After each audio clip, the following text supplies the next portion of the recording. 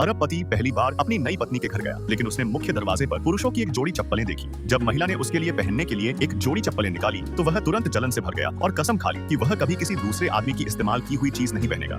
महिला को लगा कि उसे सिर्फ सफाई को लेकर बहुत ज्यादा चिंता रहती है, इसलिए उसने वही पुरुषों वाली चप्पलें उसे देते हुए कहा कि वे बिल्कुल नहीं है। अरबपति ने जानबूझकर कहा, मैं उन चप्पलों को कैसे पहन सकता हूँ जो तुमने किसी दूसरे आदमी के लिए तैयार रखी थी। लेकिन महिला को बिल्कुल भी एहसास नहीं हुआ कि वह जल रहा था। वह मुस्कुराई और बोली, उससे कोई परेशानी नहीं होगी, मैं उसके लिए नई जोड़ी खरीद दूंगी। यह सुनकर अरबपति गुस्से से बिल्कुल निशब्द रह गया। आखिर में उसने डिस्पोजेबल शू कवर पहनना ही बेहतर समझा। महिला ने कहा कि वह नहाने जा रही है और उससे कहा कि वह आराम से बैठ जाए। उसके जाने के बाद अरबपति ने घर के चारों ओर नजर दौड़ानी शुरू कर दी। अचानक उसकी नजर लड़कों के पसंद आने वाले बहुत सारे खिलौनों और निजी सामान पर पड़ी। यहाँ तक कि बालकनी में पुरुषों का एक अंडरवियर भी टंगा हुआ था। उसे तुरंत शक हो गया कि उसकी पत्नी किसी दूसरे आदमी के साथ रह रही है। तभी एक किशोर लड़का नींद से उठकर बाहर आया। दोनों की नजरें मिली और पल भर में माहौल तनावपूर्ण हो गया। लड़के को लगा कि अरबपति कोई चोर है। उसने एक पोछा उठाया और उसे घर से बाहर भगाने की कोशिश करने लगा। शोर सुनकर महिला बाहर भागी। वह जल्दी से अपने पति के सामने आकर खड़ी हो गई।